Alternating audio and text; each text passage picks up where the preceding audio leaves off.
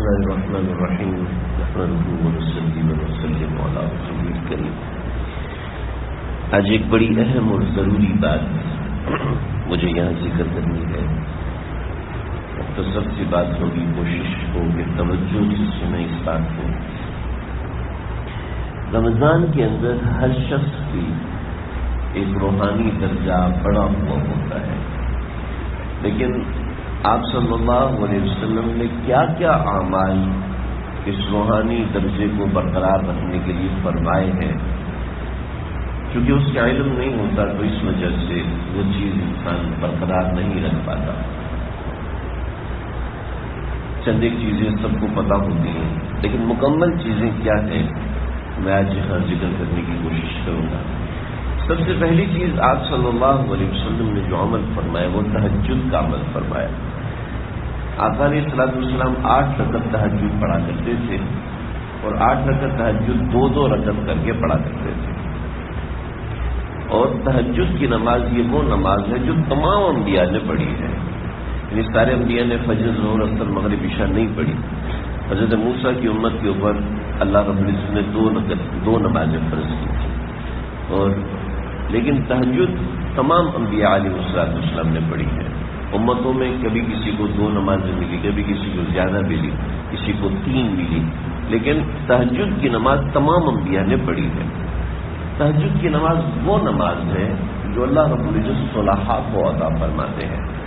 ہر کسی کے بس میں نہیں ہے کہ وہ پابندی سے تہجد پڑھ سکے.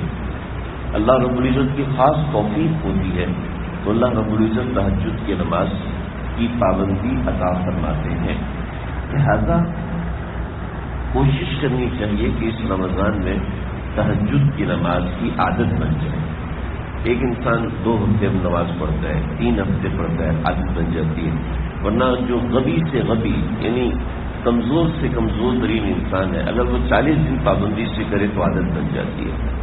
تہجد کی نماز ہے کیا، اس کو ذرا سمجھیں. تہجد کی نماز کے لیے ضروری نہیں ہے کہ آپ رات کے آخری پہر اٹھیں. سب سے افضل یہ ہے کہ رات کے آخری حصے میں یعنی جو سحری کا وقت ہے اس وقت پڑھی جائے، یہ سب سے افضل ہے. لیکن تہجد کا وقت شروع ہوتا ہے عشاء کے فرض کے سلام پھیرنے کے بعد سے. عشاء کے فرض کا سلام پھیرا، اس کے بعد سے تہجد کا وقت شروع ہو گیا. اب آپ سونے سے پہلے 2 رکعت پڑھ سکتے ہیں، وطر سے پہلے چند رکعت پڑھ لیں، وطر کے بعد چند رکعت پڑھ لیں، سونے سے پہلے چند رکعت پڑھ لیں، تو یہ بھی تہجد ہی میں شمار ہوگا. اور یہی نماز تہجد ہے، یہ بھی نماز تہجد ہے. البتہ سنت یہ ہے کہ تہجد کے بعد چند منٹ کے لیے نیند کی جائے. لیکن آج کل آپ کو پتہ ہے کہ ہمارے مزاج کتنے کمزور ہیں. اگر ہم سوئے تو بس پھر فجر بھی رہ جاتی ہے. تو اس لیے اگر کوئی اس پہ عمل نہیں کرتا تو کوئی بات نہیں. لیکن تہجد کے لیے رات کو سونا بھی ضروری نہیں ہے، سو کے اٹھنا بھی ضروری نہیں ہے، اور تہجد پڑھ کے دوبارہ سونا بھی کوئی ضروری نہیں ہے. بس تہجد کا وقت شروع ہوتا ہے عشاء کے سلام پھیرنے کے بعد. عشاء کے فرض 2 رکعت فرض کے سلام پھیرنے کے بعد تہجد کا وقت شروع ہو جاتا ہے. لہٰذا اگر کوئی 10 بجے عشاء پڑھ رہا ہے اور کوئی 8:30 بجے عشاء پڑھ رہا ہے تو سلام پھیرنے کے بعد سے تہجد کا وقت شروع ہو جاتا ہے. جیسے وطر کا وقت شروع ہوتا ہے عشاء کی نماز کے بعد، تو اسی طریقے سے تہجد کا وقت بھی عشاء کی نماز کے بعد شروع ہو جاتا ہے. عشاء کی نماز سے پہلے جیسے آپ وطر نہیں پڑھ سکتے، ایسے عشاء کی نماز سے پہلے آپ تہجد بھی نہیں پڑھ سکتے. لہذا یہ تہجد کی نماز کی عادت ڈالنے کی فکر کریں کہ اللہ رب العزت تہجد گزاروں کو بہت پسند فرماتے ہیں کہ تہجد صلحاء کی نماز ہے، انبیاء کی نماز ہے. لہذا اس کی عادت ڈالنی چاہیے. اور یہ اللہ کے نبی صلی اللہ علیہ وسلم نے سوائے عرفہ کی رات کے زندگی بھر تہجد پڑھی ہے. عرفہ کی رات میں آپ نے تہجد نہیں پڑھی امت کو سہولت دینے کے لیے اور یہ بتانے کے لیے کہ فرض نہیں ہے، لہذا نفل عمل ہے. ہمارا ایک ملازم ہے اور وہ ملازم ہمارے سارے کام کرتا ہے، لیکن وہ ہمارے ان کاموں کے علاوہ دوسرے کام بھی کرتے ہیں جو ہم نے اس کو نہیں کہے ہوئے. ہم نے اس کو کہا جی تم نے سودا لے کے آنا ہے، لیکن وہ سودا جس گاڑی پہ لینے جاتا ہے اس گاڑی کو بھی صاف رکھتا ہے، اس گاڑی کی بھی مینٹیننس کا خیال رکھتا ہے، جناب گھر کا بھی خیال رکھتا ہے، دائیں بائیں کی چیزوں کو بھی دیکھتا رہتا ہے. یعنی اس کے ذمے نہیں تو مجھ سے زیادہ خوش ہوتے ہیں.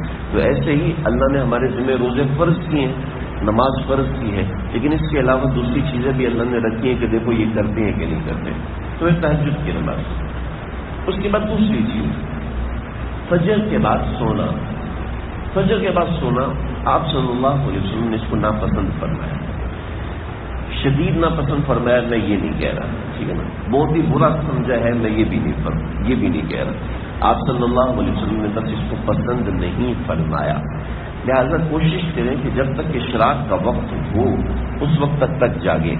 بہت سے لوگوں کی مجبوری ہوتی ہے, دفتر میں جانا ہے یا کوئی اور وقت سونے کا نہیں ملا تو فجر کے فوراً بعد سونے کی کوشش کرتے ہیں, تو جائز ہے, کوئی گناہ نہیں ہے. لیکن آپ صلی اللہ علیہ وسلم نے ترغیب کے لیے ایک بات ارشاد فرمائی, تو میں اللہ مبارک لی فی امتی فی بکورہا, اے اللہ میری امت کی بکور کے وقت میں برکت دے دیجیے. بکور کا وقت ہوتا ہے فجر کے بعد سے لے کے اشراق کے وقت تک کا وقت ہوتا ہے. جیسے آج کل یہ جیسے آپ کی گھڑی میں لے کے 6:07 ایسے یہ کیلنڈرز ملتے ہیں, اور ایسے اگر آپ موبائل فون کے اندر اسمارٹ فون کے اندر سافٹ ویئرز ہوتے ہیں جو آپ کی نماز کے اوقات بتاتے ہیں, اس میں بھی لکھا ہوتا ہے. لہٰذا رمضان میں تھوڑا سا مشکل ہوتا ہے, بقیہ دنوں میں تو عام طور پہ فجر آدھا گھنٹہ پہلے ہوتی ہے, فجر کے بعد 15 منٹ 20 منٹ بجتے ہیں. لیکن ہماری خواتین کے لیے تھوڑا سا مشکل ہوتا ہے, لیکن اس کی عادت ڈالی جائے. سیدنا عائشہ صدیقہ رضی اللہ عنہا ایک دن فجر کے بعد سو رہی تھی, تو آپ صلی اللہ علیہ وسلم نے حضرت فاطمہ رضی اللہ عنہ کی پسلیوں کو تک پاؤں مارا کہ کیوں سو رہی ہو, اس وقت میں سونا اچھا نہیں ہے, برکت ختم ہو جاتی ہے اوقات میں. اس وقت میں سونے سے رزق کی برکت کم ہو جاتی ہے. تو کوشش کریں کہ ان اوقات میں نہ سوئیں, اشراق پڑھ کے سوئیں. رمضان کے اندر اس کی عادت ڈالیں. اشراق کی نماز آپ صلی اللہ علیہ وسلم نے فرمایا جو 4 رکعت صبح پڑھ لیتا ہے, 2 کر کے, 2 رکعت پہلے پھر 2 رکعت بعد میں, جو 4 رکعت اس طریقے سے پڑھ لیتا ہے تو اللہ تعالیٰ اس کے سارے کاموں کی ذمہ داری خود لے لیتے ہیں. جی تو میرے سارے دن کے میرا جی ایگزامس ہے, پیپرز ہو رہے ہیں, میری کوئی انٹرویو ہے یا میری کوئی میٹنگ ہے, اگر ہم چاہتے ہیں کہ اللہ کے حوالے ہو جائے تو صبح کے وقت اشراق پڑھ لی جائے, اس کے ساتھ سورہ یاسین پڑھ لی جائے. تو یہ دوسرا عمل ہے تہجد, اور دوسرا اشراق کی نماز. اس کی بڑی برکت ہے, اس کی وجہ سے اللہ رزق میں برکت عطا فرماتے ہیں. جو اشراق کی نماز پڑھتا ہے پابندی کرتا ہے. تیسری ہے چاشت کی نماز. اس کا وقت تقریباً پورا سال میں نے چیک کیا ہے 9 بجے کے بعد شروع ہوتا ہے کیلنڈرز کے اوپر. اصل تو اس کو ضحیٰ کہتے ہیں, وہ ضحیٰ واللیل اذا سجا. یہ ضحیٰ کا وقت ہے, دوسرے جسے کہتے ہیں سورج صحیح طریقے سے نظر آنا شروع ہو جائے, یہ ضحیٰ کا وقت ہے. تقریباً 9 ساڑھے 9 کے بعد اس کا وقت شروع ہوتا ہے. آپ صلی اللہ علیہ وسلم نے فرمایا کہ جو اس چاشت کی نماز پڑھ لیتا ہے, فتح مکہ کے موقع پر آپ صلی اللہ علیہ وسلم چاشت کی نماز پڑھی, صحابہ نے بڑی پابندی کرتے ہوئے آپ صلی اللہ علیہ وسلم کو دیکھا. آپ نے فرمایا انسان کے جسم میں 360 جوڑ ہوتے ہیں, یہ ایک جوڑ ہے, یہ ایک جوڑ ہے, یہ ایک جوڑ ہے, یہ ایک جوڑ ہے. تو میں کہ 360 جوڑ ہوتے ہیں اور ان کا شکر ادا کیا کرو. یا رسول اللہ ان کا شکر کیا ہے؟ آپ نے فرمایا ان کا شکر یہ ہے کہ دوپہر کے وقت 4 رکعت نماز پڑھ لیا کرو. دوپہر کے وقت یعنی چاشت کے وقت, ضحیٰ کے وقت 4 رکعت نماز پڑھ لیجیے. ان سارے جوڑوں کا شکر ادا ہو جاتا ہے. اس شکر کا کیا فائدہ ہے؟ شکر کرنے سے اللہ برکت عطا فرماتے ہیں. بہت سے لوگ گھٹنے کے درد میں مبتلا ہوتے ہیں, کمر کے درد میں مبتلا ہوتے ہیں, یا یعنی جوڑ کے کسی درد میں مبتلا ہوتے ہیں, اللہ اس سے شفا عطا فرماتے ہیں. ہمارے بزرگوں کا مجرب ہے, کر لیا جائے, اس سے بڑا فائدہ ہوتا ہے. یہ ہو گئے 3 نمازیں, تہجد, اشراق اور چاشت. آخری اور چوتھی نماز وہ ہے اوابین کی نماز. مغرب کی نماز کے بعد 6 رکعت پڑھ لی جائے. لیکن 2 سنت تو ویسے ہی ہوتے ہیں, 2 نفل عام طور پہ سب پڑھتے ہیں. 2 مزید ملا دیجیے تو 6 رکعت ہو جاتی ہے. افضل یہ ہے کہ 2 سنت کے بعد 6 رکعت پڑھی جائے. تو 2 سنت کے بعد 6 رکعت جب پڑھی جائیں گی تو آپ صلی اللہ علیہ وسلم نے فرمایا کہ اگر کسی شخص کے گناہ سمندر کے پانی جتنے نہیں بلکہ سمندر کے پانی کے اوپر جو جھاگ ہے اس جتنے ہو جائے تو تب بھی اللہ رب العزت یہ رکعت پڑھ لینے سے اللہ معاف فرما دے. تو اوابین کی نماز یہ 6 رکعت سے لے کے 20 رکعت تک پڑھ سکتے ہیں. یعنی 6 رکعت پڑھنا بھی ثابت ہے اور 20 رکعت پڑھنا بھی ثابت ہے. تو کوشش کریں کہ جتنا موقع ہو سکے اتنا پڑھا جائے. ان کی نیت کیسے کرنی ہے؟ کوئی خاص نیت کی ضرورت نہیں ہے, بس دل میں ہے تہجد کی نماز پڑھو، اللہ اکبر کہہ کے شروع کر دے. کوئی خاص طور سے زبان سے کہنے کی ضرورت نہیں جی میں تہجد کی نماز اتنی پڑھوں، میرے منہ میرا کعبہ شریف کی طرف ہے وغیرہ وغیرہ. یہ نیت کوئی ضروری نہیں ہے. اشراق کی نماز پڑھو، چاشت کی نماز، اچھا اشراق کا لفظ کہنا نہیں آ رہا، کوئی بات نہیں، بس اس وقت کی نماز پڑھوں اللہ اکبر، بس دل میں نیت و زبان سے بھی کہنا ضروری نہیں ہے. تو یہ نمازوں کی کوشش کی جائے کہ ان نمازوں کی پابندی کریں. جن لوگوں کے پاس وقت ہو تو ان میں سے ایک نماز پڑھ سکتے ہیں. جیسے بطور مثال دفتر جاتا ہوں وہاں موقع نہیں ہے تو ٹھیک ہے چاشت کی نماز نہیں پڑھ سکتا، کوئی بات نہیں، اشراق کی نماز پڑھ لے. اور اشراق اور چاشت میں ایک مزہ ہے، مزہ یہ ہے کہ اشراق کے ساتھ چاشت کی نیت کر سکتے ہیں. اشراق کی نماز نکل گئی تو چاشت کے ساتھ اشراق کی نیت کر سکتے ہیں. 9 سے لے کے زوال سے پہلے تک کا وقت ہے، یعنی زوال کا وقت ہے ہمارے پاس تقریباً 12:30 بجے، اس سے پہلے تک پڑھ لیں، اس سے پہلے تک پڑھ لے. دونوں نمازوں کی اکٹھی نیت کر لے. 2 رکعت کے اندر چاشت کی بھی نیت کرے، اشراق کی بھی نیت کرے. اگلے 2 رکعت میں چاشت کی بھی نیت کرے، اشراق کی بھی نیت کرے. دونوں نمازیں ہو جائیں گی انشاءاللہ. کیونکہ نفل نماز ہے، اس میں تداخل ممکن ہے. تداخل کا مطلب ہے کہ ایک نیت میں دونوں پڑھی جا سکتی ہیں. جیسے آپ 2 رکعت نماز پڑھیں، اس میں تہجد کی نیت بھی کر لیں، اس میں توبہ کی نیت بھی کر لیں، استغفار کی نیت بھی کر لیں، صلاۃ الحاجت کی نیت بھی کر لیں، صلاۃ استخارہ کی نیت بھی کر لیں. تو اس کو کہتے ہیں تداخل، یعنی ایک ہی کام میں مختلف قسم کی نیتیں یہ کی جا سکتی ہیں نفل نماز کے اندر. تو اشراق اور چاشت کو اس طریقے سے ادا کیا جا سکتا ہے. تو کوشش کریں کہ اپنے مزاج کو ایسا عادی بنائیں جیسے اللہ کے نبی نے بنانے کی ہماری کوشش کی ہے. ایک میں اپنی مرضی سے بناتا ہوں، ایک اللہ کے نبی کی مرضی سے بناتا ہوں. تو یہ اللہ کے نبی کی منشا اور مرضی ہے نمازوں کے حوالے سے.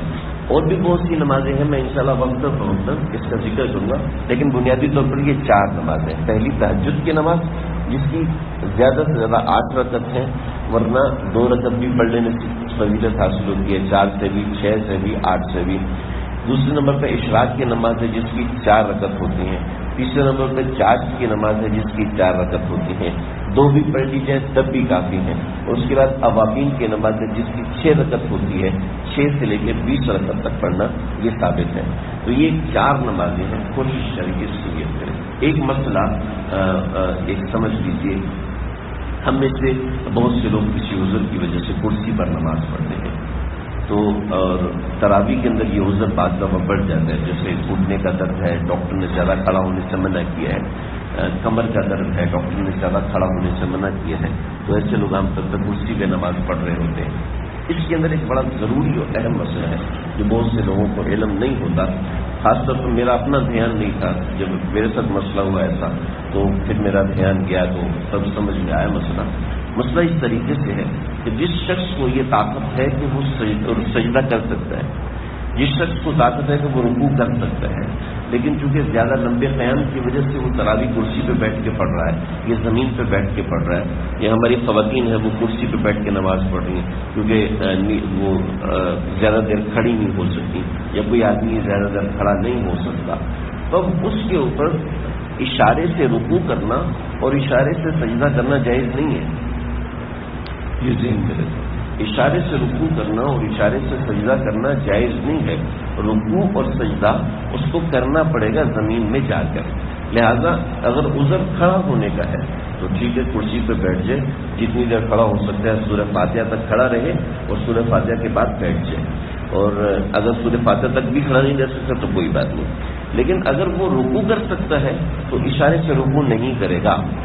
اسی طریقے سے اگر وہ سجدہ کر سکتا ہے زمین کے اوپر تو اشارے سے سجدہ نہیں کرے گا. جیسے ہم یوں جھک کے سجدہ رکوع کر رہے ہوتے ہیں، یوں جھک کے ہی سجدہ کر رہے ہوتے ہیں کرسی کے اوپر بیٹھ کے، تو اس طریقے سے سجدہ ادا نہیں ہوتا. اور سجدہ کرنا فرض ہے، رکوع کرنا فرض ہے، اور فرض کو ترک کر دینا بغیر عذر کے یا بغیر عذر کے اشارے سے ادا کرنا یہ صحیح نہیں ہے، اس سے نماز نہیں ہوتی. تو اس کا خاص طور پر دھیان رکھیں کہ اگر ایسا عذر ہے تو کرسی ایسے کونے میں رکھیں کہ پچھلے لوگوں کو تکلیف نہ ہو. اور پھر نماز پڑھتے وقت رکوع کھڑے ہو کے رکوع کریں اور پھر کھڑے ہو کے سجدے میں جائیں، اور سجدے سے جب کھڑے ہوں تو سورہ فاتحہ پہ کھڑے رہیں اور سورہ فاتحہ ختم ہو تو بیٹھ جائیں. تو اس طریقے سے نماز ادا کرنے سے بالکل نماز ہو جائے. اللہ سے